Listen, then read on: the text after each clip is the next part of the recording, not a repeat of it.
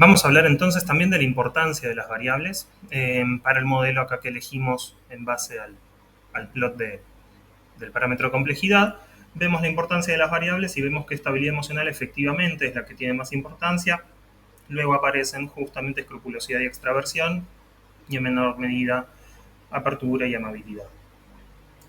Ahora, ¿qué pasaría si le agregamos más variables, ¿no? Entonces podemos usar las variables de datos personales que definimos anteriormente. Entonces vamos acá a utilizarlas para calcular un árbol nuevamente. Lo vamos a hacer con un parámetro de complejidad bastante chico, como tuvimos anteriormente, y ver la importancia de estas variables. Obviamente llegamos nuevamente a un árbol totalmente saturado debido al parámetro de complejidad que pusimos, pero lo que queremos ver es cómo funciona, digamos, la importancia de las variables en este. Y vemos que acá la importancia de las variables, más allá de que tenemos muchas más variables, las que están primero siguen siendo las de personalidad. Fundamentalmente estabilidad emocional, que nos aporta a la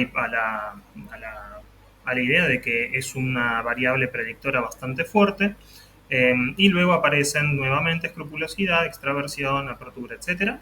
Y recién luego de esas aparecen otras de las personales, como género, si están casados o no, pero estas no tienen una importancia muy considerable. Otra cosa que podemos hacer es ver en qué proporción se usan estas variables o cada variable en las divisiones de los nodos. Esto no nos va a implicar que la variable sea más importante, sino qué tantas veces el modelo usa la pregunta sobre esta variable para dividir entre dos nodos. El tema es que hay que ver qué proporción está dividiendo en ese nodo, ¿no? Pero bueno, si lo calculamos, tenemos que estabilidad emocional es la que más se utiliza. Y luego tenemos también las de personalidad. Es decir, que nuevamente, más allá de la importancia, también son las que más se utilizan, más veces se utilizan para realizar los cortes. Vamos a hablar entonces de lo que es la poda del árbol. Cuando armamos árboles complejos como el anterior, tenemos mucha posibilidad de que esté overfiteando porque es un árbol totalmente saturado. Entonces, para esos casos lo que se puede hacer es una poda del árbol que básicamente lo que sirve es para reducir justamente la complejidad. En este caso, lo que vamos a realizar es un post-pruning, es decir, partimos de un árbol saturado overfiteado y luego le podamos ramas. Al podarlo, lo que hacemos es establecerle un corte con el parámetro de complejidad para que se deshaga de las ramas que menos sirven o que son menos significativas en la reducción de impureza que se está buscando.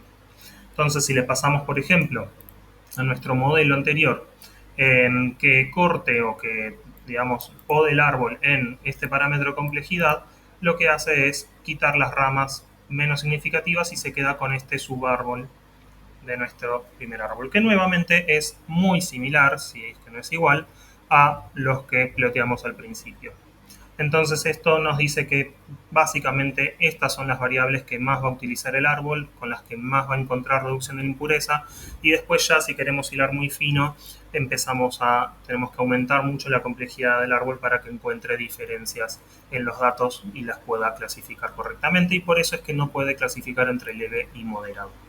Si nos fijamos qué variables está usando, en qué cantidad, digamos, las variables en el árbol podado, vemos que es muy similar a lo anterior y las que más se utilizan son las de los rasgos de personalidad.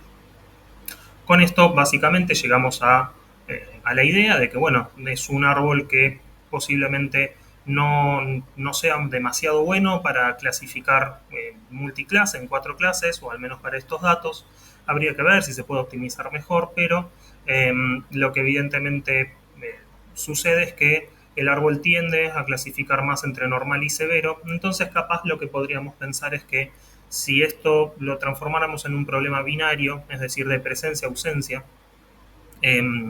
simplemente de depresión o no, es decir, que unificáramos todas las clases leve, moderado y severo como una sola y normal como ausencia de los trastornos, capaz ahí el árbol podría llegar a ser medianamente bueno. De todas formas, para ver mejor lo que es qué tan bueno es el árbol, la eficacia de este árbol y la performance de este árbol, vamos a ahora explicar la parte de métricas y comparar con otros modelos.